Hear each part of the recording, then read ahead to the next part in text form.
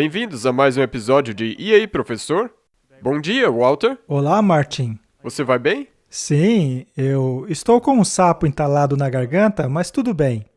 Vamos ver se ele se comporta. Nós vamos tirar ele daí. Então, nós falaremos sobre os concílios depois da reforma. Porque houve um pouco de confusão e nós não explicamos a diferença entre o Concílio de Trento e o Primeiro Concílio do Vaticano e o Vaticano II. Não fomos Nós claros. talvez bagunçamos Vamos consertar um pouco. isso. Correto. Então vamos começar com uma palavra de oração. Nosso Pai Celeste, muito obrigado por ter nos dado a oportunidade de estudar a Tua Palavra e a história e colocar todas essas coisas em perspectiva. Pedimos que Tu nos abençoes e ilumine nossas mentes. Em nome de Amém. Jesus, amém. Veja só, Martin. Estamos tão envolvidos com os acontecimentos do mundo, o significado deles, e ainda assim precisamos tomar muito cuidado para que a historicidade fique bastante clara.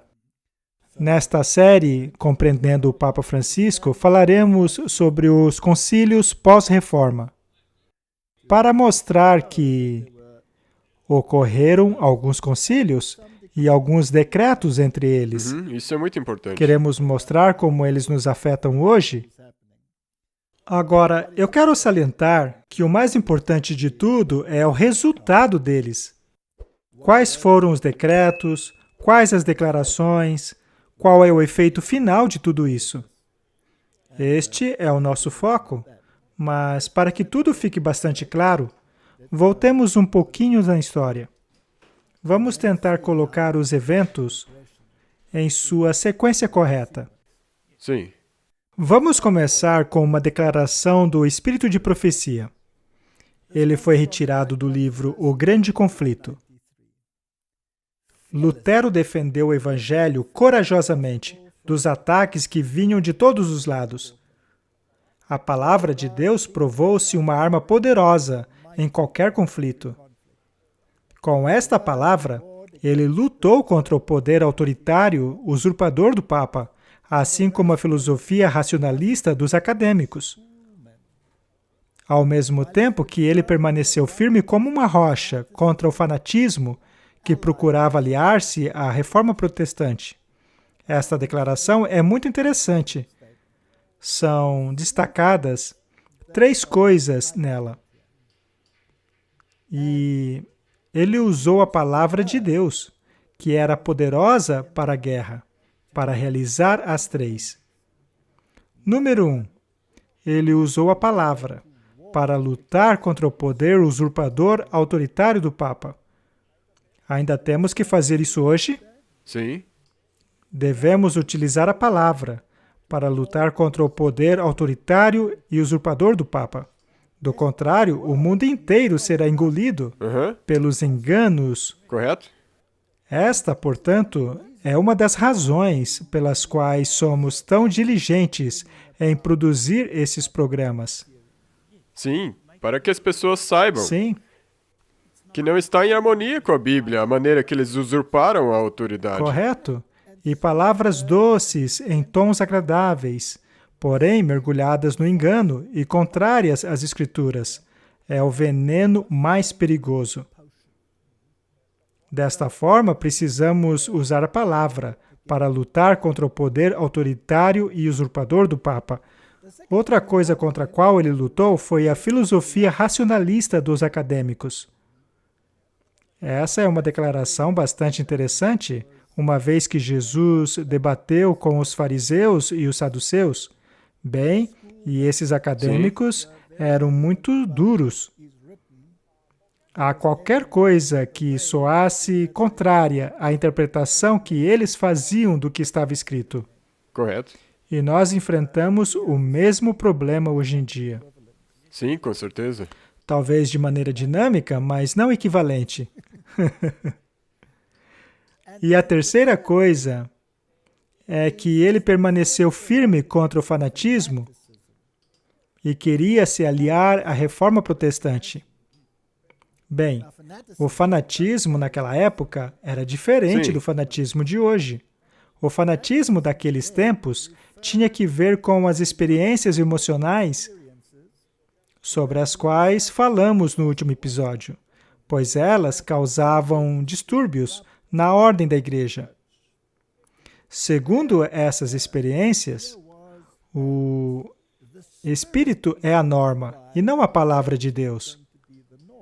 Era o Espírito que contava. E o Concílio do Vaticano II deixou bem claro que o Espírito seria a norma e não a palavra. É, a palavra. Agora, eles têm que tentar agradar o protestantismo, se quiserem que eles também entrem no rebanho, não é? Então é necessário embrulhar tudo isso em lindas palavras. E foi sobre isso que falamos. Então, essas três coisas, guerra contra o poder usurpador do Papa, guerra contra a filosofia racionalista dos acadêmicos, ou seja, todas aquelas filosofias gregas que foram incorporadas, que são contrárias à Correto. Bíblia. E, finalmente, guerra contra esse fenômeno da guia pelo Espírito, que joga para escanteio a lei de Deus e a palavra de Deus como norma. Sim. Cada um desses elementos opositores estava, em sua própria maneira, pondo de lado as Escrituras. Uhum. Você vê que cada um deles ataca as Escrituras. Sim. E o nosso objetivo é lutar contra isso. Exatamente.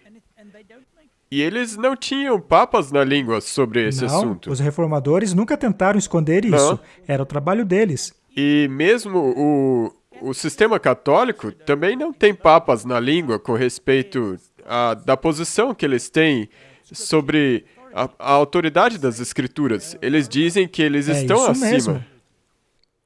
Cada um desses elementos opositores estava, à sua própria maneira, deixando de lado as Escrituras, exaltando a sabedoria humana como fonte de verdade e conhecimento religioso. O racionalismo idolatra a razão. Nós não falamos sobre a razão, Martin? Sim, Não falamos a respeito dos escritos dos jesuítas, Gula, que diz que a razão deve informar a sua fé. sim, Por outro lado, o protestantismo, pelo menos na minha opinião, diz que a sua fé deve determinar a sua razão. exatamente. Ela idolatra a razão e a torna o critério da religião. O romanismo, que defende a soberania de seu pontificado por meio de uma inspiração oriunda diretamente da linhagem dos apóstolos, imutável ao longo de toda a história, dá ampla oportunidade para que todo tipo de extravagância e corrupção seja escondido debaixo da santidade da comissão apostólica. Que interessante. Essa linha jamais interrompida que liga Pedro até o Papa atual dá a eles autoridade para anular até mesmo os preceitos de Cristo. Bem, vamos colocar dessa maneira. Eles supõem que tem uma linha ininterrupta, mas eles dizem isso para si mesmo. Como nós já vimos, a história não corrobora com isso. Exato. A inspiração alegada por Müntzer foi uma das pessoas que acabou trazendo o fanatismo para dentro do protestantismo, que também teve grande parte na revolta dos camponeses e de seus associados, procedem de uma fonte não maior do que a imaginação. A sua influência foi subversiva a qualquer autoridade, seja humana ou divina. A ordem dos jesuítas não ensina que a imaginação que controla o resultado final? Sim, porque vem dos exercícios de Loyola, Correto? pela imaginação. O verdadeiro cristianismo tem a palavra de Deus como a verdadeira fonte da verdade inspirada e o teste de toda inspiração. Esta é a base da batalha que ocorre no mundo hoje. Esta é a base da luta que tem ocorrido desde Adão. Correto. Se não identificarmos essas três características, então seremos arrastados por uma correnteza que nos levará até o fim do precipício da destruição. E é por isso que nós temos que falar sobre tudo isso. Exato, Do contrário, não somos protestantes? Sim. E protestamos contra o quê? Protestamos contra a obliteração das Escrituras. Por meio da filosofia e do fanatismo, no sentido antigo do termo. Sim, e se você não trazer isso à luz para essas pessoas, então você vai ser levado, mesmo dentro da sua própria denominação, que não é católica, porque você não vai perceber que, na verdade, eles estão ensinando doutrina Correto. católica. Dessa forma, vamos esclarecer a questão dos concílios, para que tudo fique historicamente correto. O primeiro concílio, depois da Reforma Protestante, foi o Concílio de Trento. O Concílio de Trento ocorreu em 1545 até 1563. Ele se deu em número de sessões, e às vezes haviam longos períodos entre elas. Obviamente, ele foi aceito pela Igreja Católica, sendo o concílio anterior o Quinto Concílio de Latrão, de 1512 a 1517, ou seja, antes da Reforma Protestante. O próximo concílio, que ocorreu após o Concílio de Trento, foi o primeiro concílio do Vaticano, mais de 300 anos depois, de 1869 a 1870. O Concílio de Trento foi convocado pelo Papa Paulo III. Também foi presidido por Júlio III, que na ocasião ainda era um cardeal, ele foi o co-presidente, e Pio IV. Aproximadamente 255 pessoas compareceram às sessões finais e o tema era Protestantismo e a Contra-Reforma.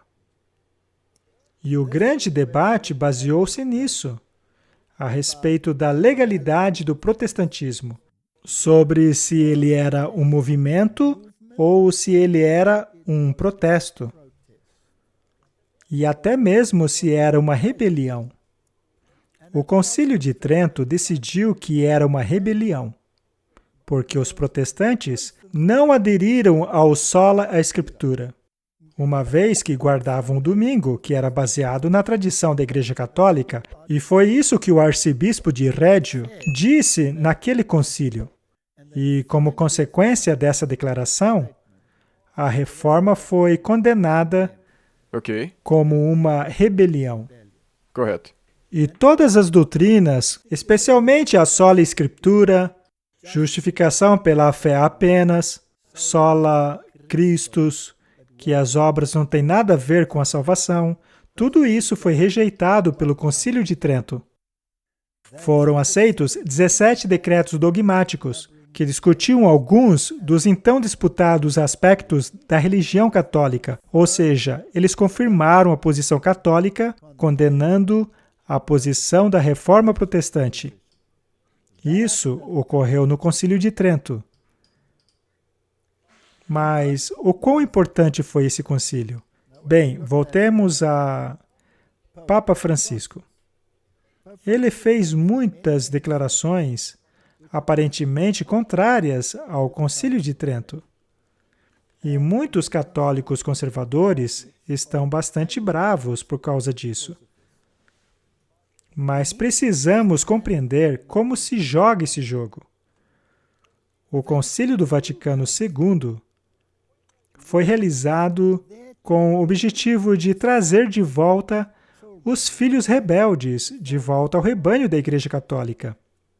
Para que isso ocorresse, precisaria haver algum tipo de concessão que parecesse comprometer a posição católica, mas que de fato não comprometesse. É por isso que precisamos prestar bastante atenção nas palavras que são ditas. Este é um vídeo muito interessante do bispo Schneider, no qual responde a uma pergunta a respeito dos erros de Lutero e sobre os comentários do Papa que aparentemente diziam que Lutero estava correto, o que, é claro, seria contrário ao Concílio de Trento. E a resposta é muito interessante. Vamos assistir e então comentar. Ele tem um sotaque alemão bastante pesado, mas eu sei que as pessoas vão entender. Sua Excelência, obrigado por estar aqui hoje. Minha pergunta é, já que a discussão é sobre heresia, um herege que vem à mente é Martinho Lutero. cujo aniversário de 500 anos da Reforma o Papa estará comemorando muito em breve. Numa entrevista recentemente no avião, o Papa disse que Martinho Lutero não teria errado na questão da justificação. Qual é a sua resposta à heresia de Lutero sobre a questão da justificação e os próximos eventos ecumênicos? E como os católicos tradicionais respondem aos relatos que estão surgindo? Já tivemos uma resposta infalível aos erros de Martinho Lutero, o Concílio de Trento.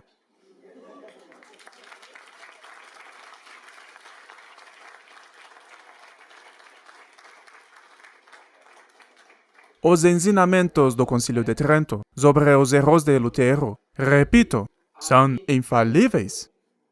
Ex cátedra. E os comentários do Papa no avião não são ex cátedra.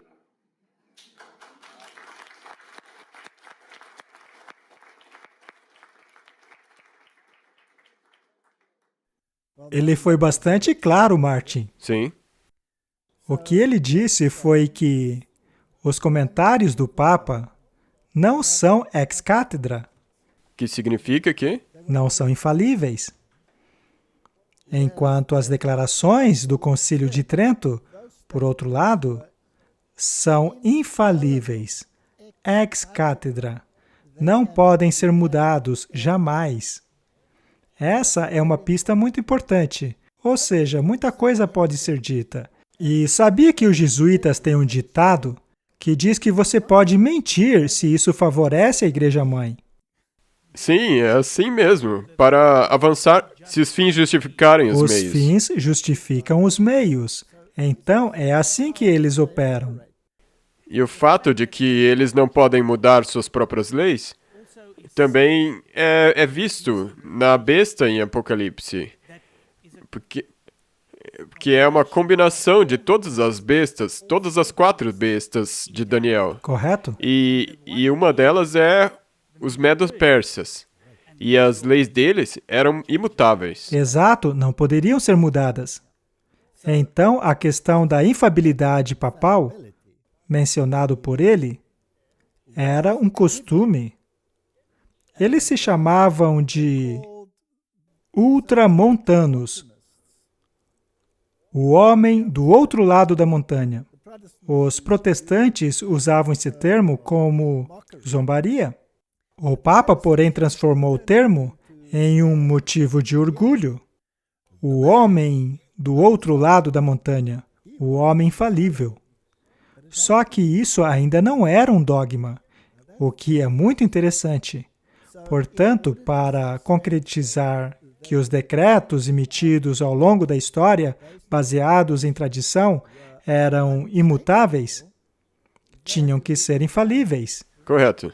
E isso aconteceu no próximo concílio, Sim. o primeiro concílio do Vaticano. Vamos dar uma olhada nisso. É muito importante compreendermos como que essa besta conglomerada de Apocalipse 13, com todos os seus componentes, por exemplo, o leão da Babilônia, o leopardo representando a Grécia, o componente Medo-Pérsia, o urso, ele tem a ver com todos esses critérios. O primeiro concílio do Vaticano foi aparentemente interrompido por causa da guerra. Portanto, o segundo concílio do Vaticano é, na verdade, uma continuação do, basicamente, concílio interrompido do Vaticano I. Ainda assim, ele tem uma importância histórica muito grande. Ele ocorreu em 1869 a 1870. Foi naturalmente realizado pela Igreja Católica. O concílio anterior foi o Concílio de Trento. O próximo concílio seria o Concílio do Vaticano II, de 1962 a 1965. O primeiro concílio do Vaticano foi convocado pelo Papa Pio IX. Ele foi o presidente. Teve 744 participantes. E os tópicos são bem interessantes: racionalismo, liberalismo, materialismo inspiração das Escrituras e infalibilidade papal. E estes são os documentos oriundos deste concílio. Dei Filius e Pastor Alternus. Agora, o que é fascinante a respeito deste concílio é que a doutrina da infalibilidade papal tornou-se um dogma Sim. imutável. Isso se referia também a todos os outros concílios realizados anteriormente. É o que disse o bispo Schneider. Foi, portanto, ex cátedra, infalível. Jamais será mudado. Agora, se o protestantismo entendesse isso, nunca fariam parte de um conselho ecumênico. Correto. Nunca. Então é sempre assim. Se não se parecer com isso, então olhe mais fundo. Bem, o concílio foi convocado pelo Papa Pio IX. O primeiro concílio do Vaticano, em latim, Concilium Vaticanum Primum, foi convocado pelo Papa Pio IX em 29 de junho de 1868, após um período de planejamento e preparação, e começou em 6 de dezembro de 1864. É bom lembrar que o Concílio do Vaticano II, apesar de ser anunciado em 1959, ocorreu apenas em 1962. Então, também houve um período de planejamento e preparação. Agora, o que chama atenção a respeito deste Papa, que convocou o primeiro Concílio do Vaticano, é que em 1854, ou seja, antes do concílio, havia definido como dogma a concepção imaculada de Maria, mãe de Jesus. Agora, em vista do Vaticano II, esse dogma também se tornou infalível, uma vez que ele o proclamou. Precisamos dar uma olhada nessa concepção imaculada de Maria, pois é um dogma muito importante. Como ele se encaixa no tempo em que vivemos hoje? E será que ele tem a ver com uma era anterior da Igreja Católica Romana? Nada da Igreja Católica pertence a uma era anterior. Porque ela é infalível, então tudo ainda é válido e ela nunca vai mudar. Jamais mudará. O espírito de profecia diz que essa igreja é um camaleão. Talvez eu deva esclarecer aqui. De acordo com eles são infalíveis. Exatamente. Este camaleão se transforma em todas as cores, se camufla em todos os cenários, mas misturando-se ou não, ainda é um camaleão, não é? Então, deixemos claro a questão dos concílios. Vamos ver o que a Agência de Notícias Católica diz a respeito da concepção imaculada, uma vez que muitos acreditam que ela se refere ao fato de Jesus ser imaculado. Mas não é isso, pois é Maria que seria imaculada. É muito importante que entendamos isso. E lembre-se, essa doutrina é infalível. Este é um artigo da Agência de Notícias Católica. Em 1854, a solene declaração do Papa Pio IX, Ineffabilis Deus, esclareceu definitivamente a antiga crença da Igreja de que Maria havia sido concebida sem o pecado original. Bem, há um monte de erros nessa citação, porque nós não herdamos o pecado original. De acordo com as Escrituras, o pecado não pode ser transferido de uma pessoa para outra, pois somos responsáveis pelos nossos próprios pecados. Os pecados dos pais não podem ser transferidos para os filhos e nem vice-versa. Mas os católicos defendem que nós herdamos um pecado, mas não herdamos pecado nenhum. O que herdamos é a natureza pecaminosa que foi resultado de um pecado. A inclinação a pecar. Correto? Do contrário, seria injusto. Ao proclamar a concepção imaculada de Maria como dogma da Igreja, o Papa expressou precisamente e claramente que Maria foi concebida livre de qualquer mancha de pecado original. Ela era imaculada. Vamos dar uma paradinha aí. Qual é a nossa arma? É a Bíblia, não é? Sim, que é a espada. Sem derramamento de sangue, não há perdão de pecados. A Bíblia é claríssima sobre isso. Nós somos salvos através do sangue do Cordeiro. É apenas o sacrifício de Cristo que nos salva de nossos pecados. Não é? Correto? Agora, eu acho interessante que a missa católica é um sacrifício sem sangue. Tudo isso é evidência Sim. da intenção de se tirar Jesus de cena. Não apenas isso. Se você é salvo apenas pelo sangue do Cordeiro, poderia Deus então te declarar imaculado sem esse sangue? Não. Não. Qual é a condição para sermos declarados perfeitos? Já falamos sobre isso muitas vezes aqui. Você tem de ter a justiça de Cristo te cobrindo. Isso mesmo. E isso implica que devemos abandonar os nossos pecados. Precisamos nos arrepender Sim. e, após nos arrependermos, Cristo irá então perdoar os nossos pecados. E por causa do seu arrependimento, você vai a Cristo, seus pecados são perdoados e Ele o cobre com a justiça dele. Agora, Sim. se Maria fosse imaculada sem este processo, e a razão que eles dão para isso é que tinha que ser assim para que Jesus nascesse imaculado, sem pecado. Uhum. Em outras palavras, o que querem dizer é que a natureza imaculada de Jesus veio de Maria. É, com certeza. A minha pergunta é a seguinte, que tem sido a minha pergunta desde o início. Lembre-se que eu vim de um passado católico. Se Deus, em sua onipotência, pudesse dar um jeitinho em sua própria lei, que diz que o salário do pecado é a morte, e declarar Maria imaculada, sem sangue, Ele não poderia fazer isso por você? Sim. Para que serviu a cruz, então? Teria sido sem sentido. A concepção imaculada de Maria nega a necessidade da cruz, pois Deus, por um decreto, poderia declarado todos imaculados, se Ele assim quisesse.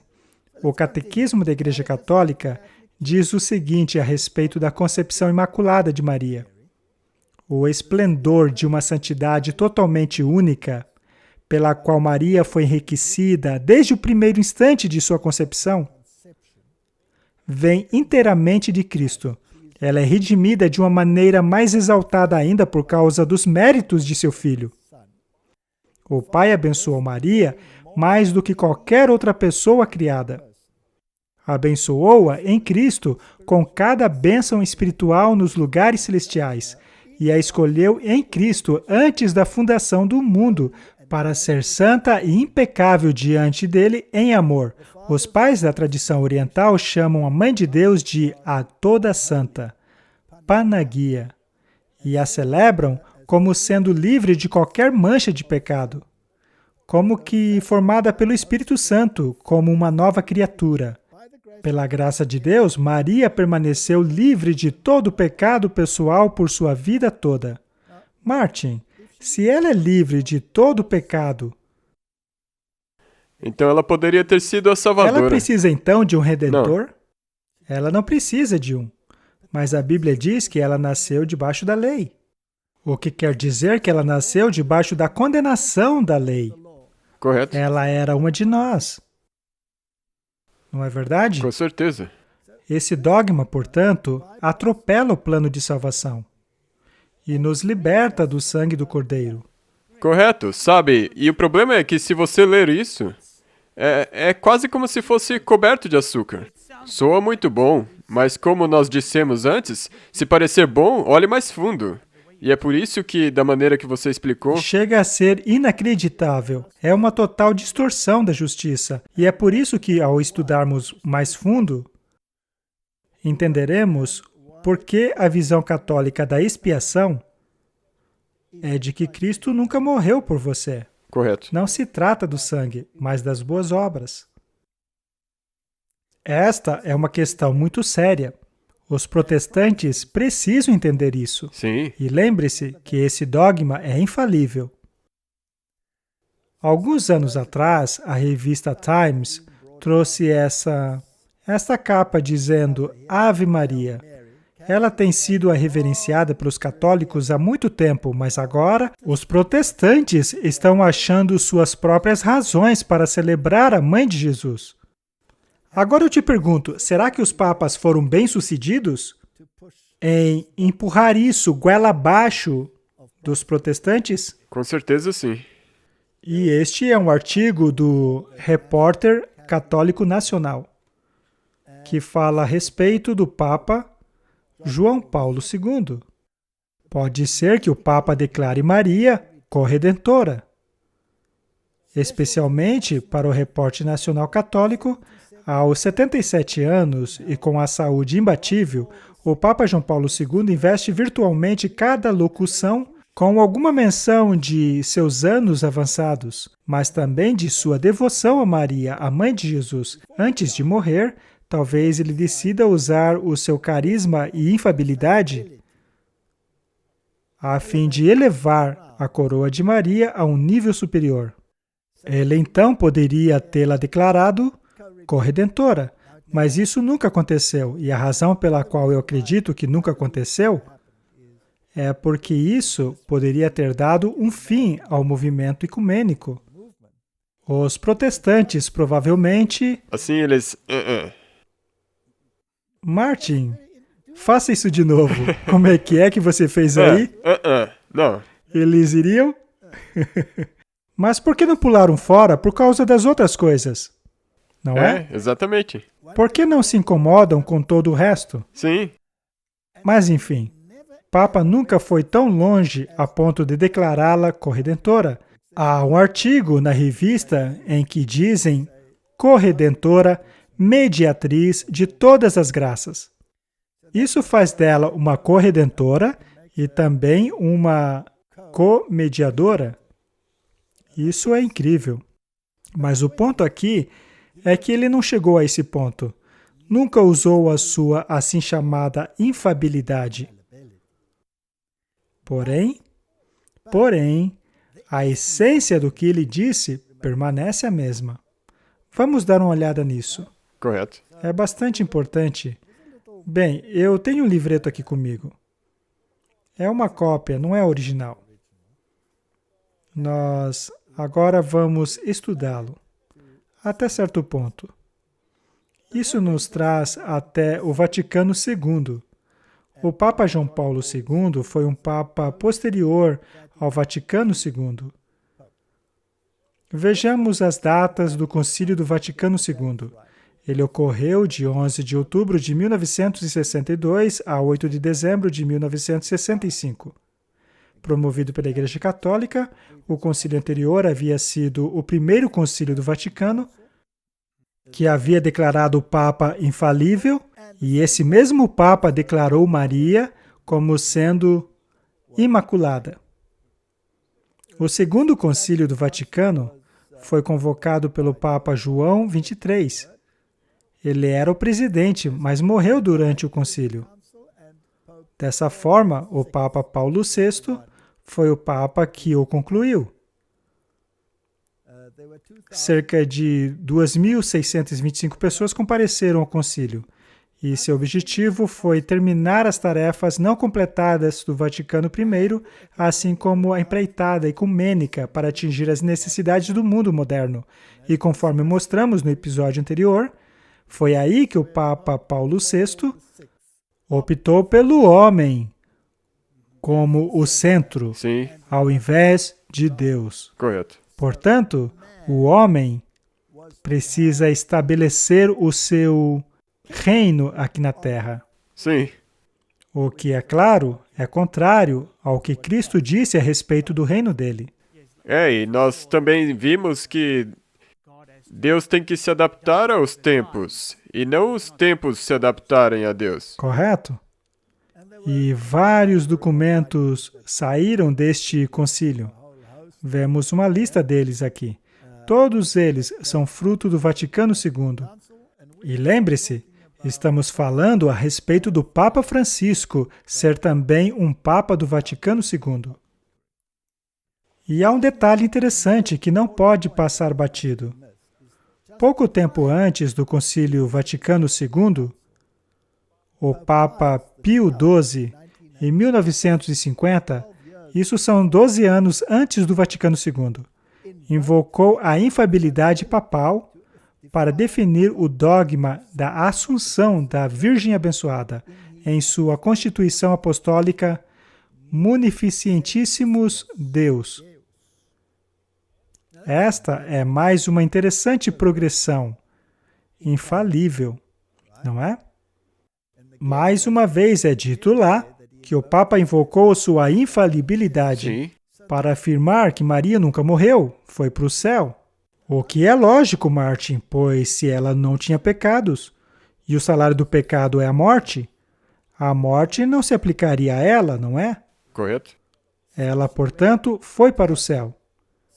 Nós proclamamos e definimos como um dogma revelado por Deus que a Imaculada Mãe de Deus, Maria, a Virgem, que quando o curso de sua vida terrena foi terminada, ela foi tomada em corpo e alma para a glória do céu. Martin, o que isso deveria causar nos protestantes? Deveria botar para correr. Os faria correr, não é mesmo? Eu acho incrível que, ao irmos ao Oriente Médio, há uma série de túmulos de Maria, dependendo do lugar em que você esteja, seja em lugar ortodoxo ou católicos. Mas por que existem túmulos de Maria se ela nunca morreu? Tudo isso aí não faz o menor sentido. Esse é um dogma ridículo.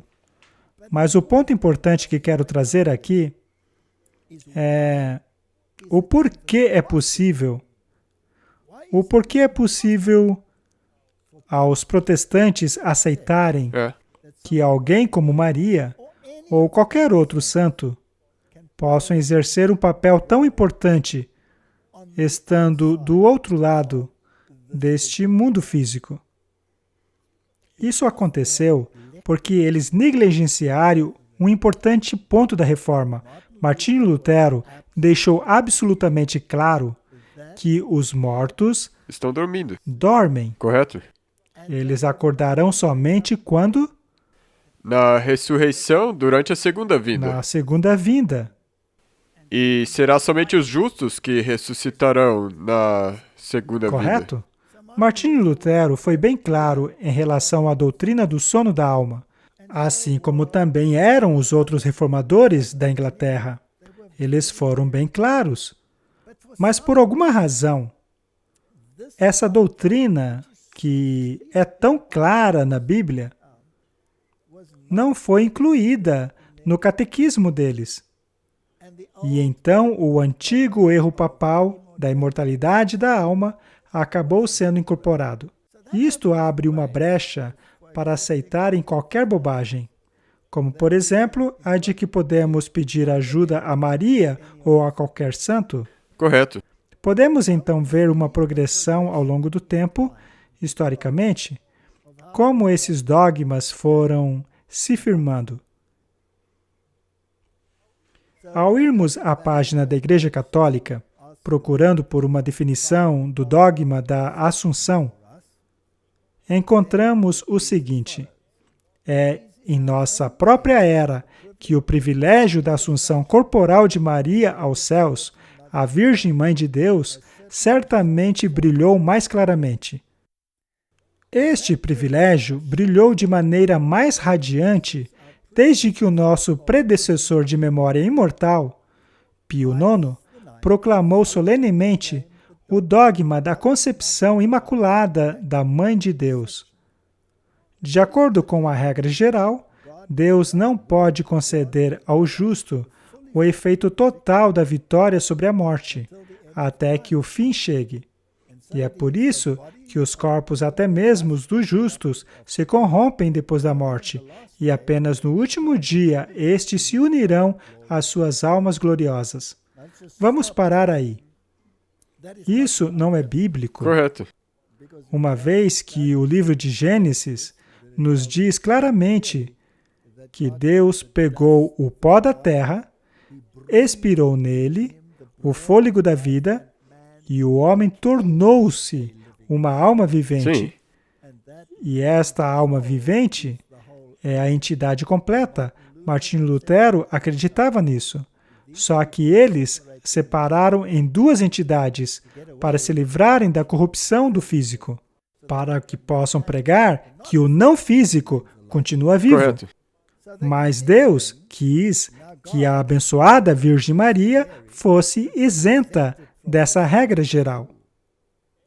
Ela, através de um privilégio inteiramente único, superou o pecado completamente por meio de sua concepção imaculada. Ela não precisa de redenção, Martin.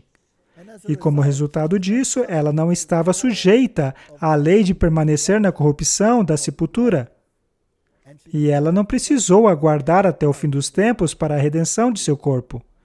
Acho que eles se confundiram ao dizer que ela é a única nesse quesito. Correto. Afinal, Moisés não está no céu, ele foi ressuscitado. E quanto a Elias e Enoque? Eles foram para o céu sem ver a Sem morte. passar pela morte. Nós já falamos sobre isso. Nós tivemos um pouco de problemas entre a palavra Elias e Eliseu. Às vezes nós cometemos erros, Martin. Correto? Estava escrito Eliseu, e nós lemos Eliseu, mas outras vezes nós lemos Elias. Nós nos confundimos, Martin. Acho que estamos dormindo muito pouco. Eu sinto muito, mas eu tenho certeza que deu para passar a mensagem que nós queríamos ter passado. Sim, muito bem. Não vamos arrumar desculpas para a nossa falibilidade. Mas, de qualquer forma, esse dogma é muito curioso, não é? E ele entrou um pouco antes do Segundo Concílio do Vaticano. Na minha opinião, os protestantes deviam estar de orelha em pé, mas não estavam. E logo após o Vaticano II, lá estavam eles, sem problema nenhum. Há um pequeno livreto escrito por Kevin McNamara, bispo de Kerry, intitulado Maria, a Mãe de Deus, publicado em 1982 pela Sociedade da Verdade Católica em Londres. Os assuntos são a teologia de Maria, mãe de Jesus Cristo, e a teologia do ponto de vista católico sobre o assunto. Mas a pessoa que definiu isso, que procurou tornar esse assunto mais aceitável ao mundo protestante, foi o Papa João Paulo II. E este livreto do bispo de Kerry pretendia mostrar como João Paulo II apresentou este assunto ao mundo protestante, de maneira que poderiam engoli-lo devagarinho, pouco a pouco. Mas como ele não pode desfazer nenhum dogma infalível, ele teve que ir pelas beiradas. Que nem uma serpente. Como uma serpente, de forma a mostrar o assunto como sendo bíblico. E seria ele, como vimos, que a proclamaria como corredentora. Mas depois do Vaticano II, isso seria um pouco indigesto para os protestantes. Isso poderia entalar na garganta de alguém, e então eles não foram tão longe. Mas acontece que eu tenho esse pequeno livro aqui. E creio eu seria útil lermos algumas das coisas que estão escritas aqui, já que todas elas foram baseadas nos discursos do Papa e de seus escritos. E ele começa assim: Maria, Mãe de Deus. Veja só essa frase, Maria, a Mãe de Deus. Há algum problema com isso? Sim. Eu vejo um grande problema nisso. Sim. Podemos dizer Maria, Mãe de Jesus, Certo. não é? Mas nós sabemos que Jesus também é Deus, não é? Sim. Mas ela era mãe de Deus ou ela era mãe na manifestação física Da manifestação de Deus? física de Jesus. Sim. Deus já existia antes dela. Estas são algumas nuances interessantes, mas não vamos ler o livro todo. Vamos atentar apenas a alguns pontos. Há uma pequena seção aqui intitulada Doutrina Mariana antes do Vaticano II. E diz assim: Neste período, o papel de Maria foi profundamente estudado e a devoção a ela era ferventemente praticada através da igreja. Isso é um fato histórico. No entanto, a pessoa de Maria não foi sempre colocada em seu contexto apropriado e completo. Havia uma tendência de enaltecer seus privilégios, sem relacioná-los suficientemente ao seu papel completo no plano divino da redenção. Enquanto que a intenção era honrar Maria tanto quanto possível, ela às vezes acabava parecendo distante da vida real.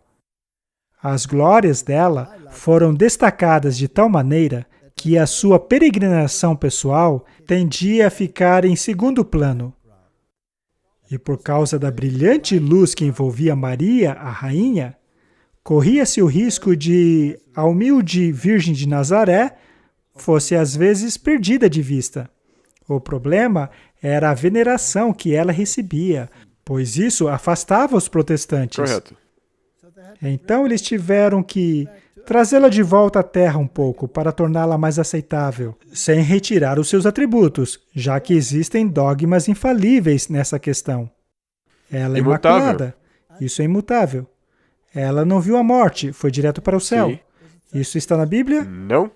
Ainda bem que temos um Papa para nos informar disso, não? Eu não sei se felizmente. Enfim, vamos continuar.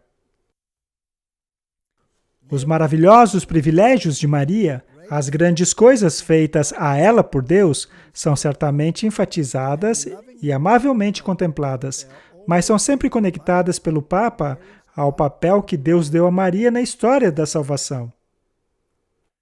Ela certamente teve um papel, afinal, ela foi a mãe de Jesus. Mas será que isso dá um papel a ela em termos de como o plano da salvação se desdobraria? Não. Não. Somente Deus poderia fazer isso. E foi por isso que Jesus, a palavra, tornou-se carne, para fazer aquilo que a humanidade não poderia fazer por si mesmo. Ou Maria. Não Maria. A concepção imaculada de Maria.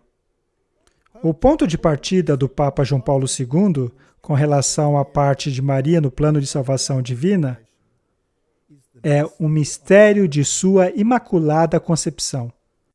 Eu li esse parágrafo apenas para mostrar que ele está preso ao imutável dogma da infalibilidade papal. Muito bem. Na verdade, ainda mais, no eterno pensamento e amor divino, pelos quais Maria fora concebida antes, infinitamente antes de sua concepção na terra. Então, na mente de Deus, ela já estava sendo preparada de maneira imaculada para ele. Ele então segue mencionando o documento no qual o Papa menciona essas coisas. E em uma notável meditação a respeito do significado do advento, o Papa retorna a essa ideia da origem eterna de Maria na mente e coração de Deus. E mais para baixo ele diz, isso ocorreu no tempo entre a queda do primeiro homem e a vinda do Redentor. O Papa então se refere à promessa de Deus aos nossos primeiros pais depois da queda. Eu colocarei inimizade entre você e a mulher, e entre a sua semente e a semente dela. Ele ferirá a sua cabeça e você ferirá o seu calcanhar. Não é interessante que ele cita a versão correta do De verso? maneira correta, sim. Acontece que a Bíblia do Ei, que é a versão jesuíta, diz que ela esmagará a cabeça. Mas lembre-se que esse Papa veio após o Vaticano II. Então ele, de forma muito astuto, coloca o verso correto ali para não chamar muita atenção dos protestantes. Vê como é importante entendermos a maneira de pensar deles? E não se esqueça que o nosso foco é compreender o Papa Francisco. Sim. Portanto, quando ele diz a um repórter durante um voo que Martinho Lutero não estava errado quanto à justificação, isso não está de acordo com o Concílio de Trento, mas o que ele disse no avião não é ex-cátedra, não é infalível, é apenas um comentário sem importância, não é? É assim que é, Você sim. vê? Precisamos deixar isso bem claro. E ao continuarmos, é dito, Cristo sempre foi um filho da mulher. A escolha de Deus por Cristo estende a todos os irmãos e irmãs, mas em primeiro lugar a Maria. Portanto, fica claro que ele está dando uma posição especial, elevada a Sim. Maria. Ao conceder a Maria o privilégio da Imaculada Concepção, o Pai Eterno tinha em mente a dignidade de seu Filho encarnado, cuja origem humana não poderia ser afetada por sequer uma mancha de pecado. Isto é impressionante. De onde é que Jesus teria recebido a sua natureza única sem pecado? De acordo com eles, Da mãe dele. de sua mãe, não de seu pai. É. Isso soa muito parecido com a mitologia pagã. Na verdade, é mitologia mesma pagã. coisa. É a mesma coisa. É que nem Semíramis e Osíris. Exato. Ela também engravidou de maneira imaculada e deu à luz a um ser imaculado. Isto é filosofia pagã em sua melhor forma. Aliás, não é melhor, é na verdade pior. Muito bem. No que se refere à fé de Maria, esse pequeno capítulo se chama A Chave para o Destino dela. Este ensinamento foi relembrado pelo Papa, que citou as declarações do Segundo Concílio do Vaticano, de que a Virgem Maria, na mensagem do anjo, recebeu a palavra de Deus em seu coração e em seu corpo. Você percebe que o Vaticano II está sendo utilizado para aplainar Sim. o caminho, Uhum. mas sem se livrar do dogma, Exatamente. sem admitir que houve um erro. Sim, mas ainda indicando que ela era infalível anteriormente. Correto? E então temos essa oração feita pelo Papa. É a oração à Virgem. É de 1980. Escutemos o Papa enquanto ele expressa essas doutrinas centrais sobre Maria. Com toda a Igreja, eu professo e proclamo que Jesus Cristo é o único mediador entre Deus e o homem, pois a sua encarnação, trazida aos filhos de Adão, que estão sujeitos ao poder do pecado e da morte, da redenção e justificação. Ao mesmo tempo, estou profundamente convencido de que ninguém foi chamado a participar de maneira tão profunda como você, a Mãe do Redentor, neste imenso e extraordinário mistério. E então ele continua com o capítulo chamado Maria, a Mãe Espiritual da Humanidade. Ela é a Mãe Espiritual da Humanidade. Isso vai ficando cada vez mais interessante. O mistério da redenção tomou forma, declara o Papa, sobre o coração da Virgem de Nazaré, quando ela pronunciou o seu fiat, entre aspas. Precisamos entender essa palavra fiat. Isso é muito importante, já que o Papa Francisco foi conduzido num pequeno Fiat quando foi aos Estados Unidos, e todos o louvaram por sua humildade. Mas, na verdade, foi uma demonstração de arrogância, Uhum. já que a palavra Fiat significa autorização formal, ou seja, um decreto. Se temos um decreto Fiat, não pode ser alterado como a lei dos medos e persas. É infalível. São as garras do urso, não é? Isso tudo é muito interessante. Há coisas por aí que são Fiat, são decretos. Eles entendem a palavra dita na cruz como dirigida a cada um deles. A maternidade espiritual não conhece limites. Quando Jesus disse, eis a tua mãe, ele não se referia apenas ao discípulo João, mas se referia a toda a humanidade. Lá ela se tornou a mãe da humanidade. Mas a Bíblia não fala nada disso. Eva foi a mãe da humanidade. Mas Eva também não foi a mãe espiritual da humanidade. Não era? Ninguém é a mãe espiritual de ninguém. O que temos são bons exemplos de espiritualidade. E Maria foi um deles. Não queremos depreciar Maria. Não? Nós queremos depreciar as encíclicas papais, pois são contrárias à Bíblia. 3 momentos são destacados nessa narrativa da maternidade de Maria. O momento no qual ela concebe seu filho em Nazaré, as palavras de Jesus a Maria e João no Calvário e a vinda do Espírito Santo no Pentecostes. Agora veja isso. Em respostas às orações de Maria e os discípulos. Primeiramente, Maria se tornou a mãe de Jesus, fisicamente, mas também espiritualmente, ao recebê-lo em seu coração pela fé. E aos pés da cruz, ela tornou-se a mãe espiritual de todos os homens, representados ali pelo apóstolo João. E no Pentecostes, ela se tornou especificamente a mãe da igreja, que naquele momento era completamente nascida e enviada ao mundo no poder do Espírito Santo. Eu acho impressionante a capacidade deles de expandir esse tema.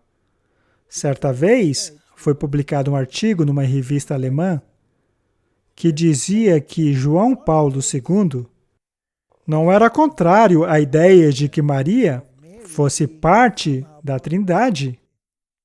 É. E há também essa ideia de que o Espírito Santo é feminino e que talvez Maria esteja associada a isso. Bem, eles não foram tão longe, mas, de qualquer maneira, sobre essa questão do Espírito Santo.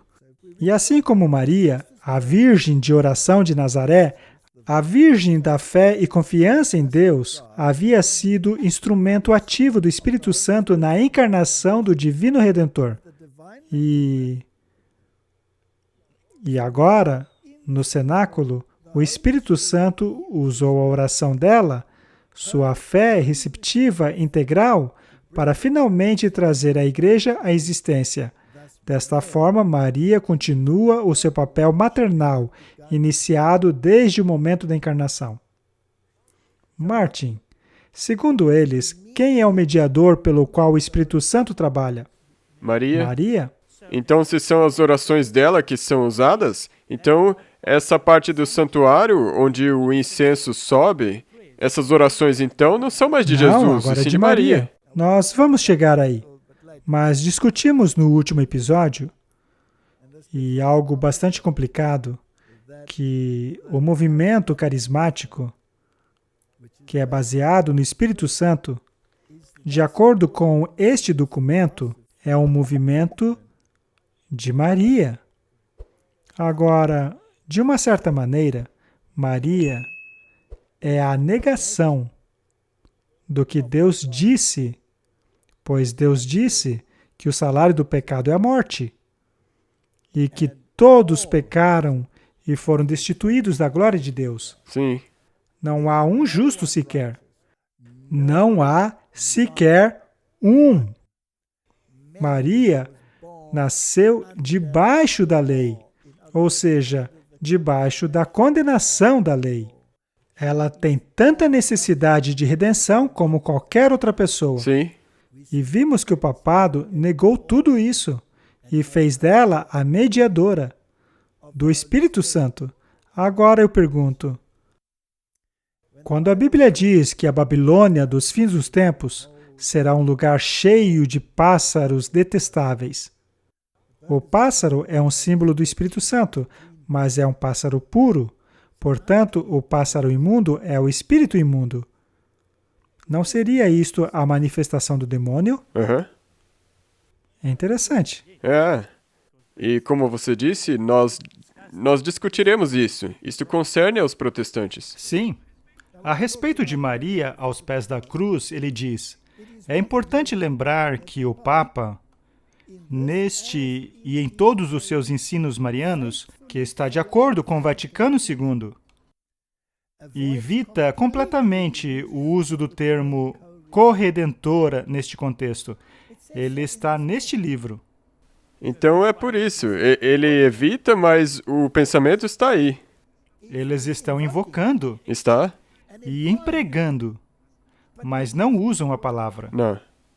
Não é interessante? Uhum. Ele, portanto, não declarou isto de seu trono, pois seria infalível e isso prejudicaria o ecumenismo. Mas em seus ensinos, ele ensina. É. Muito bem, interessante. Ele é cuidadoso para evitar qualquer terminologia que possa vir a sugerir que Maria contribuiu em qualquer coisa no trabalho da redenção que já não dependesse do sacrifício salvador de Cristo. Portanto, eles estão indo pelas beiradas. Agora vamos ler esse capítulo, a Mãe da Igreja. Ele relembra o ensino do Segundo Concílio do Vaticano sobre a maternidade espiritual de Maria e fala da grande dívida que a Igreja tem com esse concílio, pela maneira com a qual ele apresentou esse ensinamento sobre uma nova luz. Vê a importância desse concílio? Sim. O Papa também, em mais de uma ocasião, relembra a invocação solene de Maria pelo Papa Paulo VI, sob o título Mãe da Igreja. Agora ela é mãe da igreja, ela é a mãe de todo mundo. Se ela é mãe de todos, então todos pertencem à igreja. Isso quer dizer que todas as crianças devem voltar para casa, e é exatamente isso que o Papa Bento XVI disse. No fim, tudo se encaixa. E não é interessante que você tem essa terminologia em Apocalipse? É mesmo? A mãe de todas as A mãe de meretrizes? todas as meretrizes. Porque é a mãe de todas as Correto? igrejas caídas. O Papa João Paulo II, de fato, costumava pedir tudo para Maria. Não existe uma genuína necessidade da igreja ou da humanidade que fique de fora do interesse dela. Maria, declara ele, está sempre no centro de nossa oração. Ela é a primeira entre aqueles que pedem. Ela é Unipotentia Supplex, ou a onipotência da intercessão. Martin, ela é a onipotência da intercessão. Ele não acabou de negar o que ele tinha dito antes, mas ele continua descrevendo. Descrever Maria nestes termos pode parecer exagerado à primeira vista. O que precisa ser levado em consideração, no entanto, é que a esfera da onipotência de Maria é precisamente a da intercessão.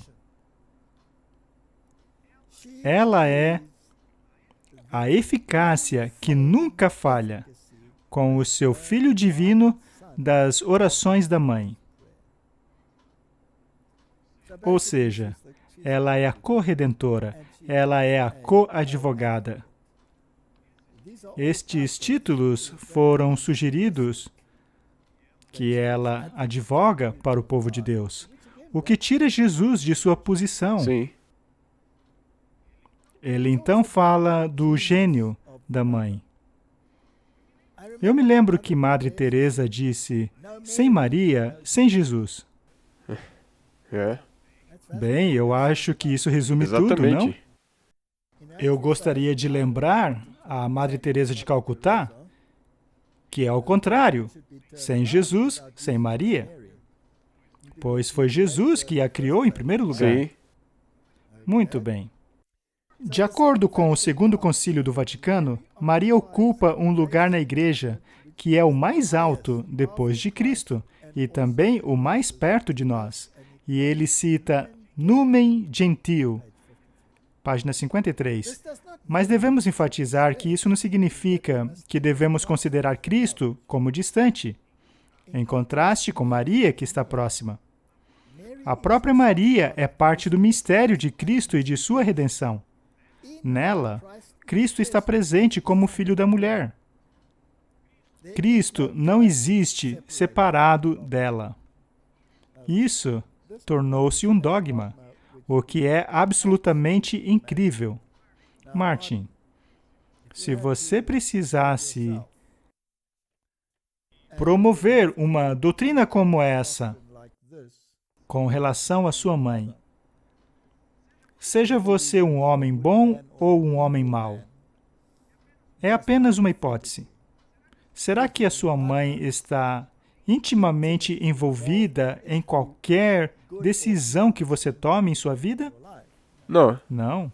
Ela pode ter lhe dado um bom fundamento, mas não é ela que, no fim das contas, toma as decisões. Quem faz a decisão? Mas aqui é como se Jesus... Como se ele não pudesse escolher nada se não fosse por sua mãe. Pois é. E é por isso que muitos círculos católicos romanos chegaram à conclusão que ninguém chega ao Pai senão por Jesus. Mas ninguém chega a Jesus senão por Maria. E aí você tem um problema, pois cria-se um outro mediador. E existem literalmente centenas de declarações papais, assim como dos pais da Igreja, que exaltam Maria a esta posição. E nada do que estou lendo aqui nega isto de qualquer maneira. O Papa afirma repetidamente que o gênio da mãe é o gênio do coração.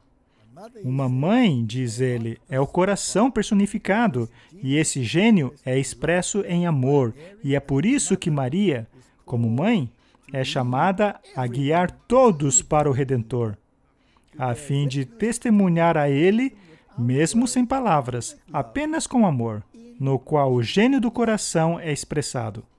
Ou seja, todo mundo é levado a Deus por Maria. Isso está na Bíblia, Martin? Não, não mesmo. O que nós estamos lendo aqui é o pensamento a respeito de Maria depois do Vaticano II. E ainda assim, os protestantes dizem que a Igreja Católica mudou. Temos aqui um novo plano de redenção. Esse pequeno capítulo, para mim, é fascinante. Não precisamos ler tudo, mas vamos apenas dar uma olhadinha nisso. Ela é a imagem ideal da Igreja. Assim como ser a mãe da Igreja, Maria é o seu tipo, ou arquetipo, a sua imagem ideal. Isso tem sido destacado pelo Vaticano II. Você vê como o concílio é citado toda hora? Exatamente. Não negando nada. Na verdade, Nada. até realçando. Também é um ensino do Papa João Paulo II. Assim como qualquer mãe, destaca ele, transmite a sua própria aparência a seus filhos, assim há uma profunda lembrança entre Maria e a Igreja. Maria é, portanto, o primeiro fruto e a mais perfeita imagem da Igreja. Martin. Fomos criados à imagem de quem? De Deus. Devemos refletir a imagem de quem? De Jesus. Quem eles refletem? Maria. Maria. Então, o nível que você precisa alcançar não vai além do que é do homem. Correto? Eles escolheram o homem, totalmente o homem. E ao se utilizarem e invocar Maria desta maneira, o homem se torna o seu próprio Redentor. E o sangue do Cordeiro é descartado. Essa doutrina é muito séria. Ela é o arquetipo, o protótipo da futura igreja glorificada. Martin, isto rouba a posição de Cristo. Isto o nega. Se os protestantes lessem isso, eles compreenderiam por que o mundo está caminhando na direção em que caminha. Agora, ouça isso daqui. De fato, o Papa afirma que tanto Maria como a Igreja devem gerar e formar Cristo aqui na Terra. Posso ler isso de novo? Na verdade, o Papa afirma que tanto Maria como a Igreja devem gerar e formar Cristo aqui na Terra. Maria deu o Senhor para o mundo, realizando o tipo da Igreja nela mesma, pela primeira vez. E a Igreja, por sua vez, seguindo Maria, continua a manifestá-lo para o mundo, para moldá-lo nos corações dos homens. Essa é uma questão muito séria. Eu sei, eles elevam ela tão alto. Que é quase como se Jesus fosse rebaixado. Exatamente. Sem ele, não podemos fazer nada. Vamos ao capítulo final, porque eu já estou cheio disso aqui. Maria, a mãe da unidade. Mas não foi Jesus que veio para separar? Pode parecer que o grande papel dado a ela pelo Papa na história da salvação e na vida e missão da Igreja possa criar dificuldades no caminho da unidade cristã para um grande número de nossos companheiros cristãos. E deveria, não? Sim. Não há dúvidas de que este é um desafio para os ecumenistas. Veja como eles mesmos reconhecem isso. Eles não estão nem tentando cobrir com açúcar ou tentando esconder. Irmãos protestantes, é pegar ou largar. Ou você entra ou caia fora. É inacreditável. E então diz aqui que devem devotar mais atenção no papel de Maria, que, por uma razão ou outra, devotaram até agora. É certo que há fortemente bíblica qualidade da doutrina e devoção mariana do Papa, e sua ênfase na total dependência de Maria a Cristo deveria facilitar que cristãos e a tradição reformista encontrem um terreno comum. Ele primeiro cita um verso bíblico e então viola os seus princípios e diz, ué, Jesus disse a João, eis tua mãe. Que parte você não entendeu? Não é isso?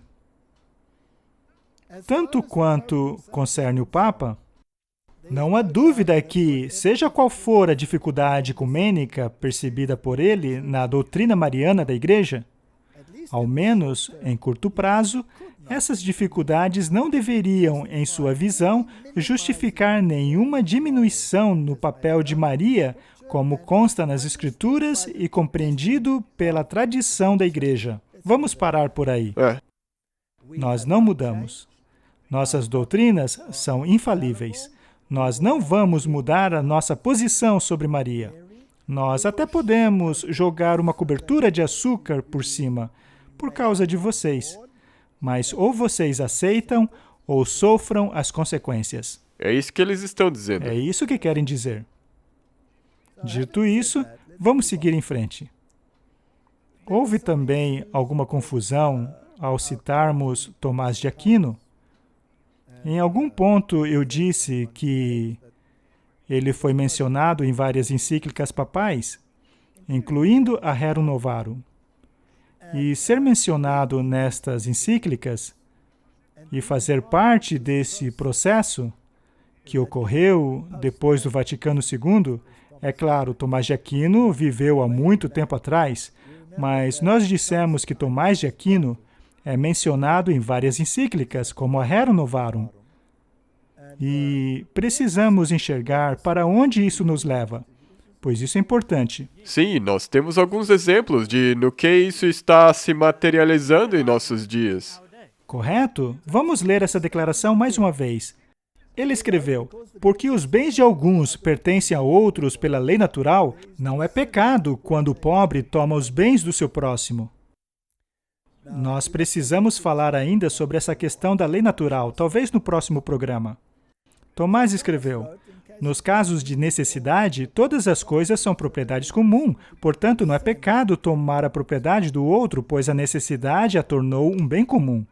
Martin, se você quiser implementar a doutrina social católica, na qual todos são iguais, na qual, segundo Klaus Schwab, você não tem nada, mas é feliz, na qual se recebe um salário mensal do governo, de forma que todos são nivelados, a necessidade, então, acaba não sendo um fator, certo? Sim, correto. Mas considerando que a necessidade é um fator hoje em dia, devemos demonstrar ao mundo o que as consequências da divisão entre pobre e rico realmente são. Precisamos nivelar essa diferença. Essa não é a doutrina social deles? Vejamos aonde isso dá. Temos um vídeo aqui que mostra o que está acontecendo na sociedade hoje. Também houve várias discussões a respeito nos noticiários do mundo por aí. Vamos dar uma olhada. Estas imagens de um homem roubando descaradamente foram gravadas em uma loja da Walgreens em São Francisco.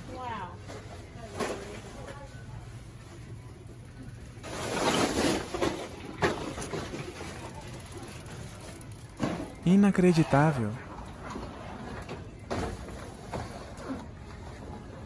17 lojas da Walgreens foram fechadas na área da Baía de São Francisco porque eles não conseguem ganhar dinheiro. Porque qualquer um pode entrar e roubar o que quiser e não é mais crime. Então a Walgreens está dizendo, estou fora. Os promotores de São Francisco e de vários outros lugares através do estado da Califórnia, por exemplo, mas não apenas lá, não mais acusam a ladrões de loja. Então as pessoas roubam o que querem. A loja está fechando, devido ao que os jornais locais estão chamando de uma onda desenfreada de roubo a lojas. E olha isso, apenas 15 minutos depois de uma equipe de TV ter aparecido nessa farmácia, nós encontramos esse cara, pulando para dentro do balcão, pegando um colchão inflável e deixando a loja na sua patinete. Nenhum questionamento, ninguém o impedindo.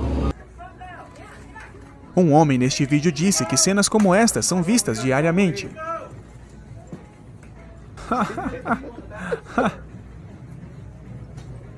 O cara veio com uma mala?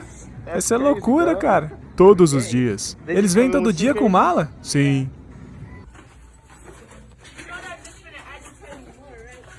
I don't care.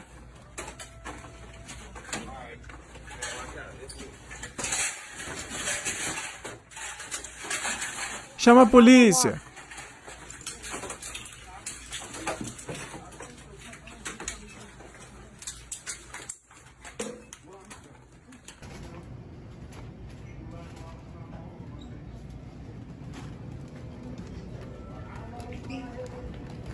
That's all. We're close right now. We're close right now. You better stop. You better stop. This is America. You better stop. Move. Like the way, y'all. For real. I just come outside. Somebody come outside. So watch out, please. Stop hurting him. You dumbass. You don't know what you doing. You don't supposed to hurt him. Yeah. Please get out of here. Oh my God. Hey, watch your head. Come on, brother. Come on, brother. Come on, brother. Come on. Come on. E para deixar claro, não é que os americanos se tornaram mais propensos a roubar. É que agora roubar é permitido. E quando você permite alguma coisa, você tem mais disso. Martin? Vamos dar uma olhada nisso com mais detalhes. Nós já entendemos qual é o ensino social da Igreja Católica. Já vimos também que os doutores dela contribuíram para isso, em termos dessa doutrina, Sim, como a de correto? Tomás de Aquino. Agora, esta é uma maneira muito inteligente de implementar o sistema que eles querem. É a dialética hegeliana. Primeiro você faz a distância entre pobre e ricos se tornar gigantesca, de maneira que pessoas como Bill Gates e outros possuam bilhões e outros não têm nada. E aí você faz com que as tensões sociais aumentem. E essa não é uma questão racial, ela cobre a questão econômica, não importa de qual raça você seja. E então cria-se essa tremenda tensão. E finalmente chegamos ao ponto em que a necessidade torna qualquer bem um bem comum. E se permite o roubo, o que enfurece as pessoas. Correto? Algumas ficam bem furiosas, especialmente quando acontece na sua própria casa, ou quando alguém aponta uma arma para você. É. E qual é a solução disso? Vamos pôr um fim a essa grande distância. Vamos nivelar. Uhum. Aí acabamos com o problema. Então, primeiro você cria o problema, Sim. para depois apresentar a solução. E aí você tem o controle total Correto. sobre cada aspecto. E a Igreja Católica Romana está arrastando o mundo nessa direção pelo nariz. É. As pessoas estão tão envolvidas nessa crise porque todo mundo faz parte dela. A impressão que dá é que a solução deles é a única. Correto. Martin, parece que não estamos muito longe de um tempo de angústia, não é? É. E a Bíblia diz, e é interessante que o título na King James diz, o tempo do fim. É. Daniel 12, verso 1. E naquele tempo se levantará Miguel, o grande príncipe, que se levanta a favor dos filhos do teu povo. Já falamos sobre esse verso antes. Quando ele se levanta, é o fim do tempo de graça. E haverá um tempo de angústia, qual nunca houve, desde que houve nação até aquele tempo. Mas naquele tempo, livrar-se-á o teu povo, todo aquele que for achado escrito no livro. Martin, se você quer o aumento da criminalidade, deixe de pagar a polícia. Correto? Vamos criar este período de tumulto para que consigamos introduzir a legislação que queremos. Mas antes de fazer isso, vamos colocar alguns controles para podermos controlar precisamente quem pode comprar e vender. Sim. E também é importante relembrar que o que nós mostramos, de onde vem? Vem de Roma. Vem de Roma. Então, qualquer coisa que você vê acontecendo no mundo agora, é o sistema da besta que está dirigindo Correto. isso. E há tanta gente que quer colocar a culpa em outras pessoas. Exatamente. Ou é um problema racial, ou dos judeus, ou Um problema dos democratas ou republicanos. um problema político. Só que não, é um problema romano. Sim. E se não percebermos isso, e se não buscarmos a nossa salvação na fonte correta, seremos então varridos por essa corrente, bem no tempo de angústia como nunca houve. Que Deus nos dê sabedoria para fazermos deste livro a norma, e não as filosofias e tradições baseadas em filosofias pagãs e religiões pagãs. Vamos orar. Querido Pai, ajude-nos a compreender que estamos lidando com um inimigo que utiliza a palavra de Deus. Quando foste tentado, Senhor Jesus, lá no deserto da tentação, o diabo utilizou até mesmo a palavra de Deus, mas o Senhor o repeliu com o está escrito. Que também possamos repeli-lo com o está escrito. Esta é a minha oração em nome de Jesus. Amém. Amém. Obrigado por assistir esse vídeo. Para se inscrever, clique aqui. Clique no sininho abaixo para receber notificações. Para assistir o próximo vídeo, clique aqui. Muito obrigado.